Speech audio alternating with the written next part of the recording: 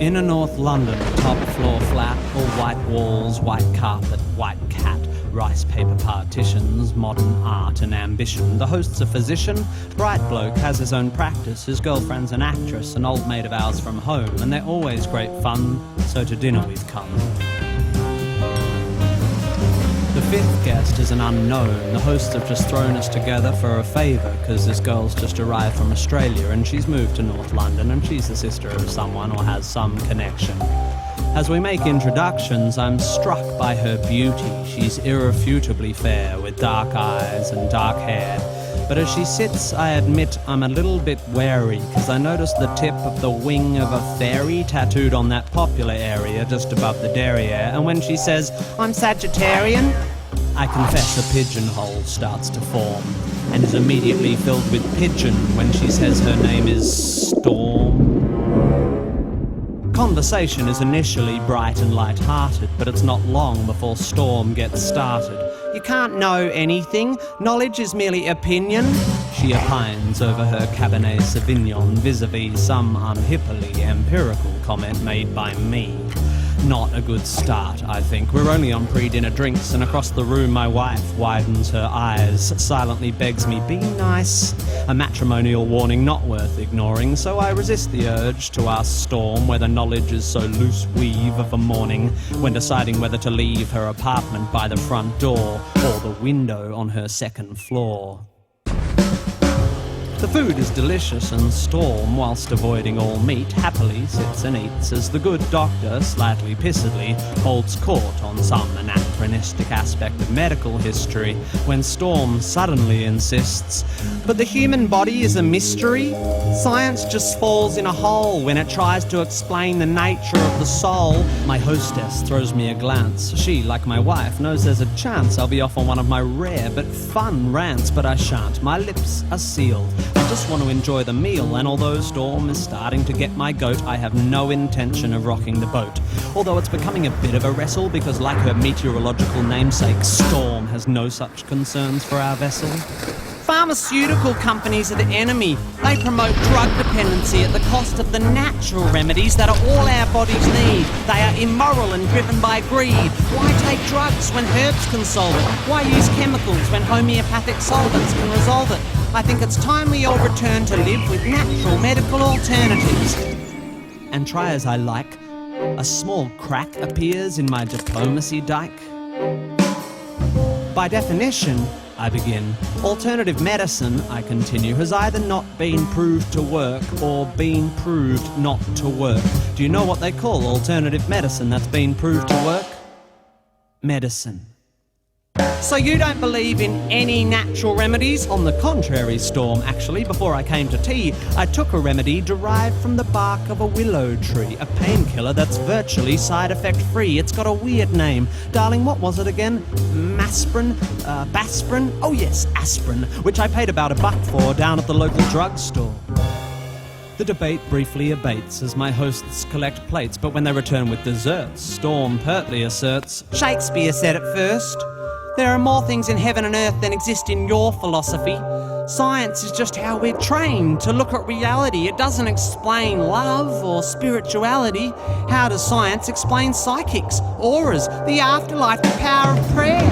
I'm becoming aware that I'm staring. I'm like a rabbit suddenly trapped in the blinding headlights of vacuous crap.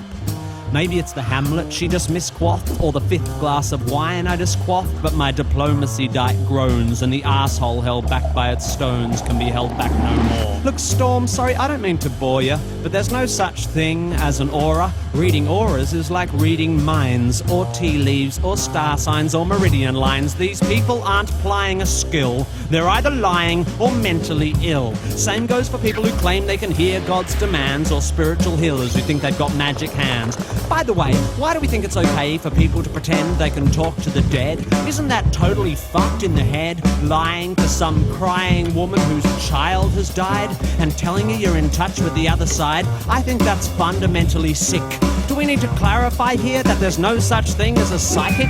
What are we fucking to? Do we actually think that Horton heard a who? Do we still believe that Santa brings us gifts? That Michael Jackson didn't have facelifts? Are we still so stunned by circus tricks that we think the dead would want to talk to pricks like John Edward? Storm, to her credit, despite my derision, keeps firing off cliches with startling precision, like a sniper using bollocks for ammunition. You're so sure of your position, but you're just closed-minded. I think you'll find that your faith in science and tests is just as blind as the faith of any fundamentalist.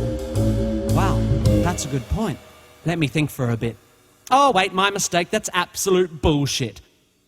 Science adjusts its views based on what's observed. Faith is the denial of observations so that belief can be preserved.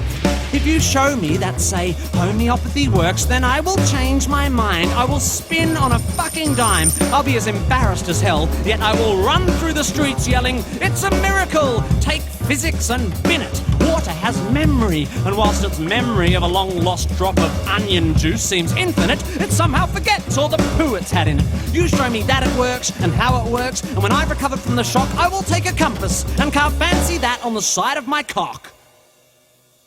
Everyone's just staring now, but I'm pretty pissed and I've dug this far down, so I figure in for a penny, in for a pound. Life is full of mysteries, yeah, but there are answers out there and they won't be found by people sitting around looking serious and saying, "Isn't life mysterious? Let's sit here and hope. Let's call up the fucking Pope. Let's go watch Oprah interview Deepak Chopra." If you want to watch telly, you should watch Scooby-Doo. That show was so cool because every time there was a church with a ghoul or a ghost in a school, they looked beneath the mask. And what was inside? The fucking janitor or the dude who ran the water slide. Because throughout history, every mystery ever solved has turned out to be not magic.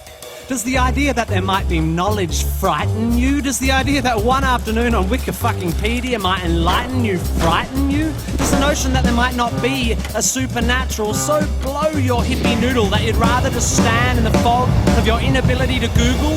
Isn't this enough? Just this world? Just this? Beautiful, complex, wonderfully unfathomable natural world? How does it so fail to hold our attention that we have to diminish it with the invention of cheap, man-made myths and monsters? If you're so into your Shakespeare, lend me your ear. To gild refined gold, to paint the lily, to throw perfume on the violet, is just fucking silly. Or something like that. Or what about Satchmo? "I'll see trees of green, red roses too." And fine if you wish to glorify Krishna and Vishnu in a post-colonial, condescending, bottled up and labelled kind of way, then whatever, that's okay. But here's what gives me a hard-on. I am a tiny, insignificant, ignorant bit of carbon. I have one life, and it is short and unimportant. But thanks to recent scientific advances, I get to live twice as long as my great-great-great-great-uncles and aunts. Twice as long to live this life of mine. Twice as long to love this wife of mine. Twice as many years of friends and wine, of sharing curries and getting shitty at good-looking hippies with fairies on their spines and butterflies on their titties. And if, perchance, I have offended, think but this and all is mended. We'd as well be 10 minutes back in time for all the chance you'll change your mind.